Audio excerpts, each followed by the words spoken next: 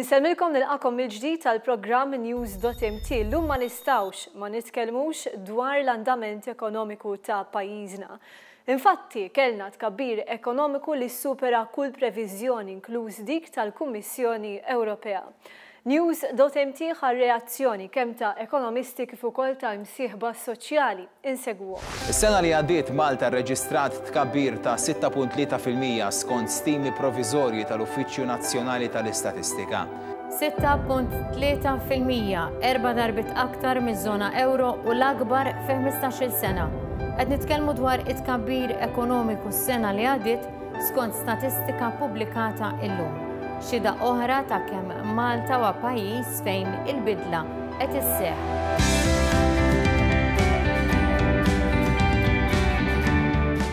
Li Malta għandha ekonomija b'saħħitha mhix biss għajta tal-Gvern, iżda huwa wkoll ikkonfermat mill-istatistika, l-Aġenziji tal-Klassifikazzjoni tal-Kreditu u istituzzjonijiet internazzjonali. Iżda xi jfisser dan kollu? Meta 3 snin ilu Joseph Muscat kien kap tal-Oppożizzjoni u f'kampanja elettorali kien iwiegħed miżuri bħal childcare b'xejn, żieda fil-pensjonijiet u kontijiet tal-enerġija orħos. Kien hemm min jistaqsi u jiddubita, il-mistoqsija kienet tkun imma minn fejn ġejjin il-flus. Joseph Muscat kien jgħid li bitkabbir ekonomiku b'ambizzjoni kien iżid li fil-waqt li jagħmel dan kollu, gvern immexxi minnu inaqqas id-deficit. Illum, 3 snin wara, il-wedi twettqu u d-deficit naqas. Tant li Malta ħarġet mill-proċedura ta' deficit eċċessiv tal-Kummissjoni Ewropea. U dan kollu għaliex Malta għandha ekonomija b'saħħitha. Ekonomija li s-sena li għaddiet kibret biktar minn 6%, rekord għal dawn l-aħħar 15-il sena. Tkabbir ekonomiku li ebda pajjiż ieħor fl-Unjoni Ewropea ma rreġistra u 4 darbiet dak medju fiż-żona euro. Dwar dan tkellimna m'ekonomisti ewlenin u msieħba soċjali li l-kol kellhom riflessjonijiet pożittivi fuq ħidmet il-Gvern. Naturalment, meta qed ngħidu illi hemm 6% żieda tkabbir fl-ekonomija huwa riżultat tajjeb, huwa riżultat illi juri li għandna ekonomija b'saħħitha u aħna bħala assoċjazzjoni ilna niduh dan. Dan huwa aħbar tajjeb ħafna għal Malta u għandna nilqgħu bi pjaċir. Partikolarment meta inti tqis il-pajjiżi li hawn madwarna illi anke tieħu li average, aħna qed we are very much outperforming l-average tal-EU. Il-kap tad-Dipartiment tal-Ekonomija fl-Università ta' Malta, Philip von Brockdorf, iddikjara ma' News.mt li kienu diversi l-miżuri li waslu għal dan. Fuq qudiemnet l-investiment mill-privat u anke mill-Gvern bil-proġett tal-impjant tal-gass li għandu jwassal għal arja iktar nadifa fost dawk li jispikkaw. L-għonet naħseb l-impatt li kien hemm ta' proġett ta' ċertu entità, ġifieri ta' ċertu daqs bħal Power Station, dak kellu impatt ekonomiku bħala investiment. Imma wkoll naraw wkoll anki ċertu investiment fis-settur privat li jgħinu wkoll biex l-ekonomija tkompli tikber. L-investiment tkellem ukoll dwaru l-professur tal-ekonomija Gordon Cordina. L-investiment irridu nsemmuh ukoll bħala mutur ta' tkabbir fis-sena 2015. Niftakru però li l-investiment jikber għax ikun hemm proġetti speċifiċi għaddejjin. Meta daw jaslu fit-tmiem tagħhom, dak l-investiment ikun importanti li jiġi jissarraf mhux biss fil-produttività imma anke f'investiment ġdid biex inkomplu nikbru. Hemm raġunijiet oħra li x'pajjiżna kellu tkabbir ekonomiku fenomenali, fosthom l-użu aħjar ta' fondi tal-Unjoni Ewropea. Rajna wkoll mod partikolari, dan importanti ħafna għax naħseb kienet ukoll sena eċċezzjonali fis-sens li rajna ħafna proġetti finanzjati mill-fondi Ewropej li ovvjament għenu wkoll biex ikun hemm boost ekonomiku wkoll. Ġifieri rajna diversi proġetti u dan ukoll biex ikun hemm bħalma jingħata absorption rate qawwija ta' fondi Ewropej. U allura dak ukoll għen allura biex ikun hemm boost ekonomiku.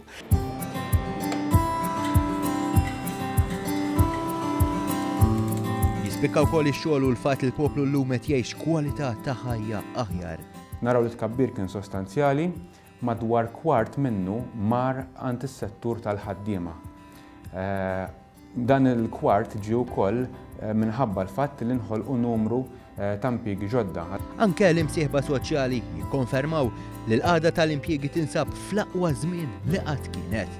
mhux biss min iħaddem iżda anke min jirrappreżenta il-ħaddiema. Ix-xogħol bħalissa nafu li l-qat huwa baxx u fil-fatt hemm domanda minn ħafna kumpaniji biex jimpjegaw impjegati barranin. Għandna diversi kumpaniji li qed jitolbu iktar ħaddiema b'ħiliet u kwalifiċi aħjar ikunu speċjalizzati, ġifieri għandna problema ta' mismatch tal-skills li rridu nindirizzaw. Ma kif ngħid dejjem jien huma problemi tas suċċess. Il-problemi li jkollok huwa meta m'għandek suċċess u għandek il-qatt li qed jikber li hemmhekk imbagħad tara kif ħadd tagħmel. Mal-fatt li iktar ħaddiema aw iktar impjiegi u għaw domanda kbar għal ħaddiema huwa suċċess żgur nazzjonali.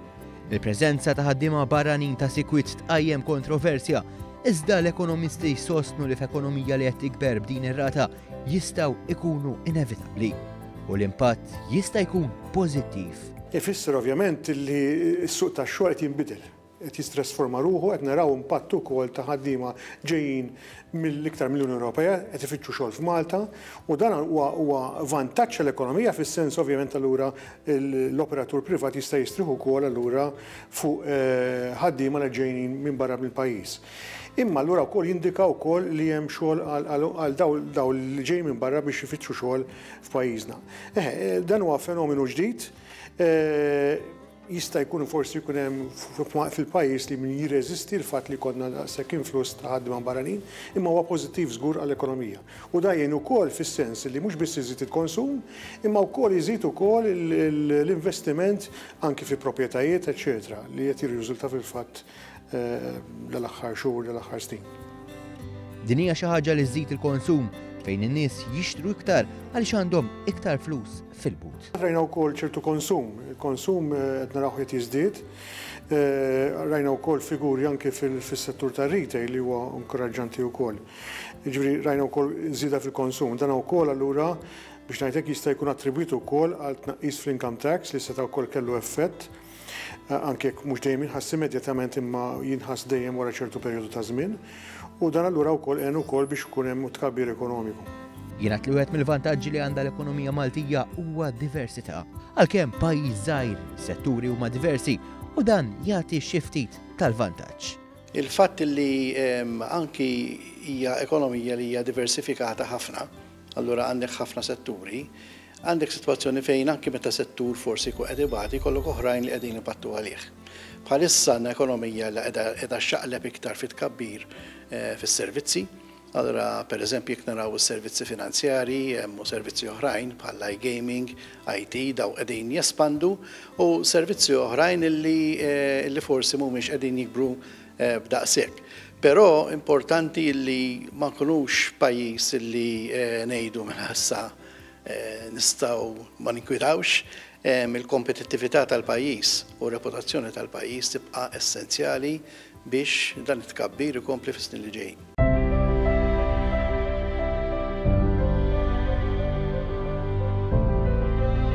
Dawn huma l-kol setturi li xprunhom is-settur privat, is-settur li qed joħloq ix-xogħol. Settur li tisib l-appoġġ ta' gvern mill-aktar pro-business. Is-settur privat anke naraw mill-att ta' investiment qed ikun ukoll fundamentali biex jiżdied il-tkabbir ekonomiku. Għandek ovvjament il-preżenza tal-Istat, tal-settur pubbliku li jgħin ukoll, imma iva naraw ċertu settur privat li fil-fatt tikompli investi, però tikompli investi l-iktar f'setturi stabiliti. Jiena propjament nixtieq nara iktar investiment f'setturi ġodda. U allura dan huwa għandu jkun ir-rol ukoll tas-settur privat li jipprova jfittex setturi ġodda ħalli mhux jistriq fuq dak li huwa stabbilit imma jkompli jespandi. U jespandi però f'setturi ġodda. F'servizzi oħrajn diversi minnhom fosthom finanzjarji, fosthom amministrattivi, fosthom ta' IT, pajjiżna qiegħed jikber ukoll. Dawn huma servizzi li għandhom bażi internazzjonali u allura importanti li hemmhekk inkomplu nsostnu r-reputazzjoni tagħna. Dwar is-sem tas-settur privat ikkummenta wkoll Anton Borġ, il-President tal-Kamra tal-Kummerċ li tirrappreżenta lil dawk li joħolqu l-ġid. Jiena ngħid li jkollhom sem kbir. Is-settur privat kif jistqarru anke l-politiċi tagħna huwa l-mutur tal-ekonomija. Mela inti tirrikonoxxi li dawn huma nies li qegħdin jinvestu, nies li qegħdin ħadmu n-nies u qed ipoġġu flushom personali biex ikollhom tkabbir fil-business tagħhom li da jirrifletti fit-tkabbir tal-ekonomija. Dan kollu ma jfissirx li pajjiżna għandu jistrieħ fuq dak li diġà kiseb. L-ekonomija baqgħet għaddejja mingħajr skossi u allura dan huwa proċess naturali fejn ovvjament dawk is-setturi li huma l-iktar stabbiliti qed jkomplu jikbru. Importanti però nħarsu wkoll lejn setturi ġodda. Ġifieri ma nibqgħux nistrieħu biss fuq setturi stabbiliti bħat-turiżmu, bħall-iGaming, bħas-settur finanzjarju, imma nħarsu wkoll lejn setturi ġodda. Ħsieb ovvjament nħarsu lejn setturi ġodda, ma importanti nibdew nafsu ħafna fuq l-identifikazzjoni ta' setturi ġodda biex l-ekonomija tkompli tikber. Ġifieri ma nistruħux biss dawk is-setturi li huma stabbiliti. Fost setturi li fl-aħħar snin kien taħares li gvern ġdid kien hemm l-edukazzjoni u s-saħħa. Proġetti bħal Barts Medical School f'Għawdex, l-isptari ġodda f'Għawdex u San Luqa, kif ukoll l-American University of Malta li jistgħu jikdbu paġna ġdida. Anke l-kap tad-Dipartiment tal-Ekonomija fl-Università ta' Malta jemmen li dawn huma setturi li għandna inħarsu lejhom għal-ġejjini. Żgur li wieħed mis-setturi huwa dik tal-medical tourism, illi, għadna fil-bidu, pero naħseb hemmhekk fejn wieħed jista' jespandi ferm iktar milli għandna llum biex ovvjament nżidu wkoll l-attività ekonomika, kif ukoll fis-settur tal-edukazzjoni ogħla. Hemm diġà indikazzjoni ta' investiment imma nemmen ukoll hemmhekk jista' jsir iktar ukoll biex ikollna aktar investiment. Għaliex hemmhekk nistgħu nattiraw mhux biss investiment imma nistgħu nattiraw ukoll studenti minn barra biex ovvjament jiżid il-konsum, jiżid l-attività ekonomika, eċċetera. L-imsieħba soċjali jinnutaw b'mod pożittiv li anke huma kellhom sem f'dan kollu. Għaliex meta tkellmu, il-gvern semagħhom. Jemnu l-pass li jmissu għal dan it-tkabbir ekonomiku ikompli nħass fis-setturi kollha tas-soċjetà. Naħseb huwa frott ta' ħidma li għaddejja għal dawn l-aħħar 3 snin. Kienu diversi miżuri li dejjem ikkomplementaw biex iktar nies jidħlu fid-dinja tax-xogħol. Minħabba li nħolqu iktar impjiegi, allura inti għandek domanda l-iktar ħaddiema, allura jkollok dak it-tkabbir ekonomiku li iżid il-kejk nazzjonali. Importanti li dak il-kejk jinqasam fuq jibqa' nieżel trickles down fuq il-ħaddiema. Aħna bħala Ġewekez Union ovvjament sodisfatti li hemm dat tkabbir. It-tieni qed nieħdu qed nagħmlu diversi proposti lill-gvern biex dan it-tkabbir jissarraf ukoll f'kundizzjonijiet aħjar għall-ħaddiema u għall-pensjonanti għall-familji Maltin. Ġifieri fl-aħħar budget kellna il-miżuri, il-proposti li għamilna għall-pensjonijiet u ġew aċċettati. Jisemmew partikolarment miżuri bħal Child Care b'xejn li offrit iktar opportunitajiet biex in-nisa joħorġu jaħdmu u r-roħs fit-tariffi tal-enerġija. Il-miżura ta' Child Care aħna rajna tkabbir fil-parteċipazzjoni tan-nisa fil-qasam tax-xogħol. Din hija ħaġa li bħala pajjiż konna lura ħafna.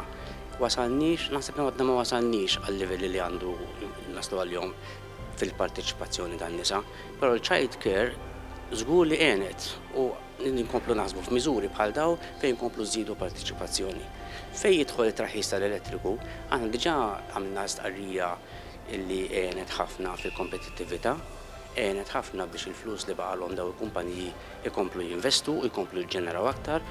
Fuq kollox jemmen is-Segretarju Ġenerali tal-General Workers Union Josef Buġejja dan kollu nkiseb għax il-Gvern biddel ir-rotta ekonomika tal-pajjiż. Diversi miżuri u policies u il-direzzjoni li tal-Gvern u li kien committed magħha u li beda jżomm ħafna affarijiet fuqha anki it-traħħis tat-tariffi tal-enerġija, żgur li jen biex il-pajjiż ħa direzzjoni u ċertu stabilità.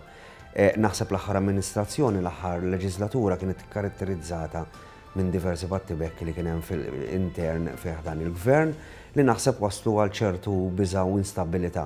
Naħseb il-fatt li l-gvern nieda programm elettorali ħareġ bih, ħadem bih u qed jimxi fuqu u jintaqa' kontinwament mal-isħab soċjali f'konsultazzjoni, naħseb qed tgħin biex tikber il-fiduċja u jkompli jiżdied il-ġid nazzjonali. Fuq kollox dawn ir-riżultati kontrastaw bil-kbir ma' dak li kien passar għal pajjiżna il-kap tal-oppożizzjoni qabel l-aħħar elezzjoni ġenerali. Kien qal li bi Gvern Laburista Malta titlob bailout. Minflok spiċċat l-aqwa fl-Ewropa.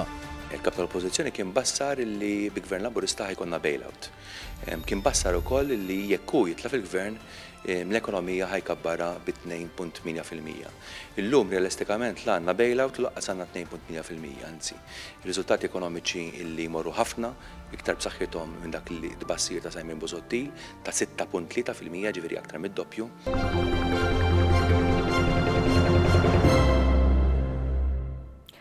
Illum trattajna suġġett wieħed derilna li kien jisħoqlu ħafna importanza, però aħna miftuħin għas suġġerimenti tagħkom.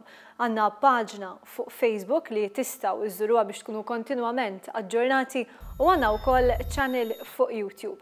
Intant ser jisegwu l-aħbarijiet. Grazzi tal-li kontu magħna l-kumplament tas-serata tajba.